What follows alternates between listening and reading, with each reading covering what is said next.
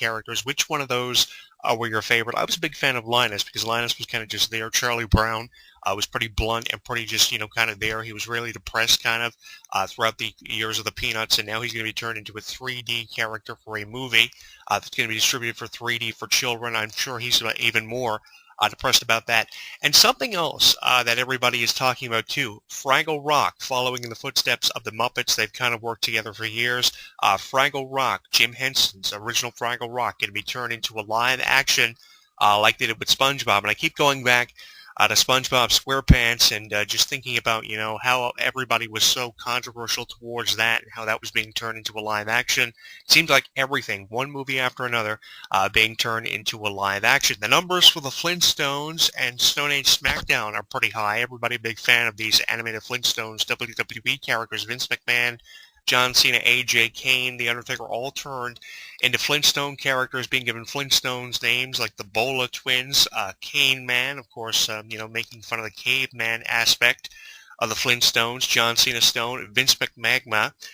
It's pretty interesting. If you haven't seen it, I posted the trailer of that on our Facebook page at HEW Entertainment, and I tweeted it for you on Twitter at Jonathan Clarke 1, along with the retro Scooby-Doo advertisement for Scooby-Doo's WrestleMania Mystery, which was released last year, back in 2014. This is basically the follow-up to WWE's release of the Scooby-Doo animation, and it's pretty cool. I have to say that the Flintstones movie with WWE, I was really skeptical on this when I first heard about it a number of years back.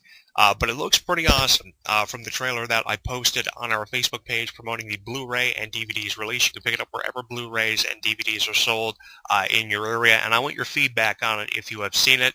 It looks amazing, and what really gets this one over are the Flintstones names being attached to the WWE characters.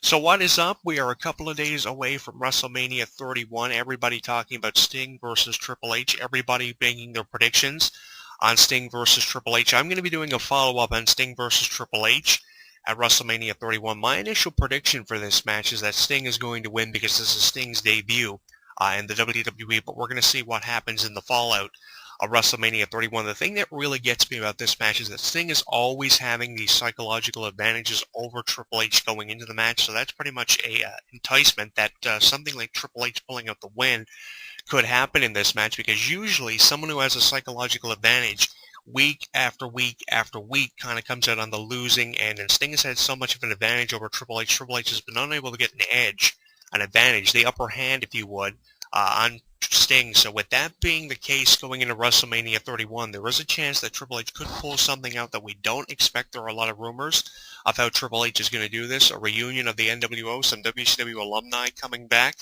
to assist Triple H, the Authority getting involved. Something else that's interesting about this match that could predict that we could see a series between Triple H and Sting is the fact that this is not a no disqualification match. This is not a no holds barred match. This is not a specialty match. This match could very easily end in a disqualification. It's in that position to take the WrestleMania main event position away from Brock Lesnar and Roman Reigns, because from conversations that I've been having with a lot of people think that Sting versus Triple H is the definite main event for WrestleMania, and Roman Reigns versus Brock Lesnar is not an interesting match to have as the main event of WrestleMania. And, a lot of people are making more predictions about Sting and Triple H. And there are matches like Brock Lesnar and Roman Reigns. Nobody is really interested in Bray Wyatt versus The Undertaker. In years prior, I was always interested in Bray Wyatt versus The Undertaker, or The Undertaker matches, rather. Not really interested in The Undertaker versus Bray Wyatt, because I think the purpose of that one has been defeated, and just the fact that Brock Lesnar is facing Roman Reigns, out of anyone he could be facing for the title and could possibly be losing the championship to at WrestleMania. Because of that, I'm going with Sting versus Triple H as my pick to be the one that gets this WrestleMania over, and really because there's really nothing else interesting on the show. Just taking a look at the card, we have a couple of little cool things happening at WrestleMania this year, like the Andre the Giant Memorial Battle Royal. Big fan of Curtis Axel possibly winning that match, Dean Ambrose or Daniel Bryan winning the Intercontinental title ladder match. We have the Divas tag team match, a lot of rumors surrounding the contract and the status of the contract. So the Bella Twins are going to be taking on AJ and Paige as AJ returns to action on pay-per-view for the first time since, I think it was TLC last December, when she lost a rematch for the championship to Nikki Bella after she lost the championship to her previously at last year's Survivor Series. So much has happened in professional wrestling over the last number of months. And there were a lot of interesting news items for those of you following our website over the last couple of days, and this is the reason why I'm doing this week's video blog. There are a lot of interesting news items surrounding the visas of people like Sheamus and Rusev. A lot of rumors going around about how WWE are going to deal with the killing of Rusev and Lana's characters in WWE. Lana's pretty much been taken off television leading in out of WrestleMania, and with all the speculation about Rusev's visa, there's rumors that going around now that Rusev is going to be leaving WWE after he loses to John Cena at WrestleMania. And there was another interesting story that was posted about CM Punk revealing the first UFC fight date that he will have in the UFC since crossing over from wrestling into UFC. A lot of people really skeptical on CM Punk and the decision to go from wrestling into the UFC. Some people have done it and done it very successfully. We've seen Brock Lesnar do it. He went from being WWE champion, dominating in that aspect of his career, being an NCAA Division I champion, going from that to being a UFC champion and dominating there, going months before he was defeated. After his UFC career ended, he went back to the WWE and reclaimed his top position on the throne in WWE. And now people are saying that CM Punk is going to be someone who's going to be making a wrong decision for his career. Not everybody, in my opinion. My opinion of CM Punk,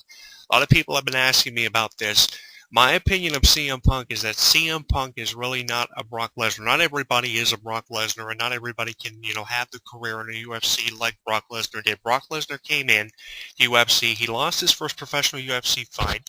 He kind of had to make that transition from being a wrestler and being an MMA fighter into a UFC fighter. And once he got that transition down pat, he was able to dominate. He kind of came into his own. He got into the zone, if you would, and was able to dominate. Not everybody is a Brock Lesnar. CM Punk may have revealed his first UFC fight date, and he may have prolonged his return in WWE in 2015, which was one of the first blogs that I released this year on my prediction of CM Punk making a return out of WWE. Obviously, that's been put on the back burner with the revelation of CM Punk being involved in the UFC, and I don't really think Punk is really cut out to be a UFC fighter like a Dave Bautista or a Brock Lesnar previously have been. Some have done it, and some have been very successful in doing it, but CM Punk being a UFC fighter, very skeptical on this.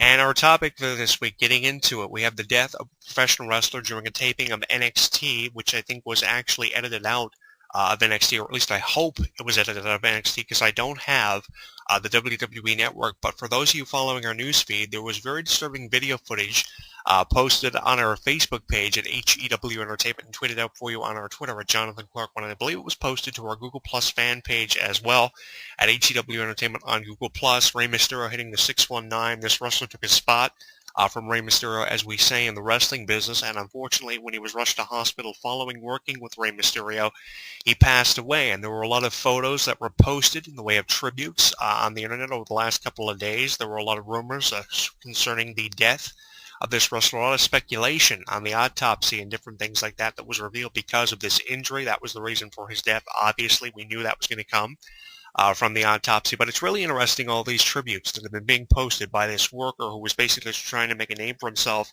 in NXT, trying to come up through the ranks in WWE. Now, if you have seen the video footage, it is on our Facebook page at HEW Entertainment and on Twitter at Jonathan Clarke. When I do encourage you to get in on the conversation on our Facebook page, because I think this is going to be one of our more popular video blogs of 2015, talking about this incident in professional wrestling. We don't, this is something that isn't strange. This is not something that doesn't rarely happen anymore in professional wrestling. If this were 1999 or 2000, the early thousands, you kind of be looking at it and saying, this is something that doesn't really happen every day. But this is what, 2015, a difference of 15 years, a decade and a half, the better part of it. So in 2015, with how many wrestlers' deaths we have seen from, I'd say, about 2007, 2008 to this point in the present era, it's not something that really cuts me off guard, because, it wouldn't surprise me years ago, not so much now, because we hear about this, at least every 4 to 5 months, someone is, unfortunately dying in professional wrestling, or some incident that has occurred results and the death of a lot of people. Some of them go as far as to take their own lives. So this is not something that, kind of catches me off guard, but it is kind of surprising how it did happen. It's not the first time it happened. It probably will not be the last. We go back to the Owen Hart incident, all the speculation about that, and how Vince McMahon and the McMahon family apparently were involved and the conspiracy behind Owen Hart's death. A lot of people still asking questions about that one, and that's why they never refer to anything Owen Hart did in the WWE or put him in the Hall of Fame. Very rarely will you hear a wrestler even kind of mentioning Owen Hart in a promo. They kind of kayfabe a lot of things about him, and I think they're going to try to kayfabe this. There's another interesting speculation going around about how this is it now for Rey Mysterio, because of course he lost his best friend Eddie Guerrero back in 2005. He was found dead in his hotel room, and because Rey Mysterio is kind of having the blame put on him for this incident by wrestling fans, a lot of people think that Rey Mysterio's career is pretty much over. I didn't even think Rey Mysterio was still with WWE. I either thought that or he was under Legends contract. Obviously, he's still working with WWE. He was working with WWE at that point for NXT tapings, helping the younger talents get over. Rey Mysterio obviously trying to slow it down a little bit,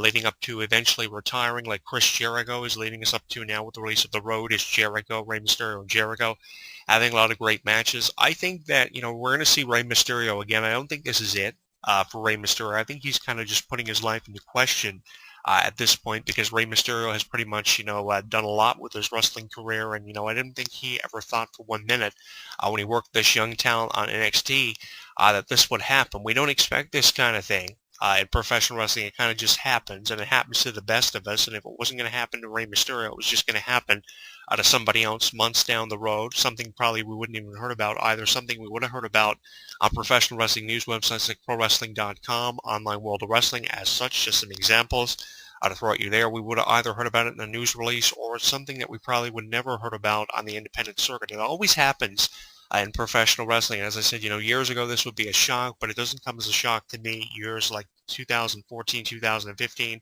when things like this are more common. Now, I was reading a lot of your comments on the post that we had, especially on our Facebook page.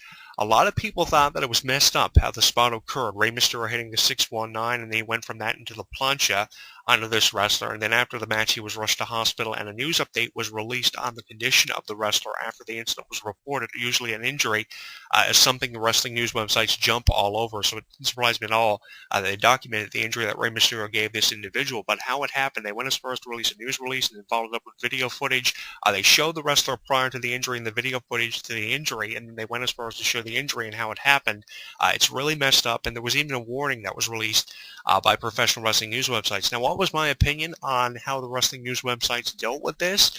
To some extent, it was very unprofessional how it was dealt with. They had the news release and they had the video footage in full released on websites like ProWrestling.com, where we get the majority of our news, on our Facebook page and Twitter at EGW Entertainment, Jonathan Clarke 1. But one thing that I do put the wrestling news websites over for is how they handled it by releasing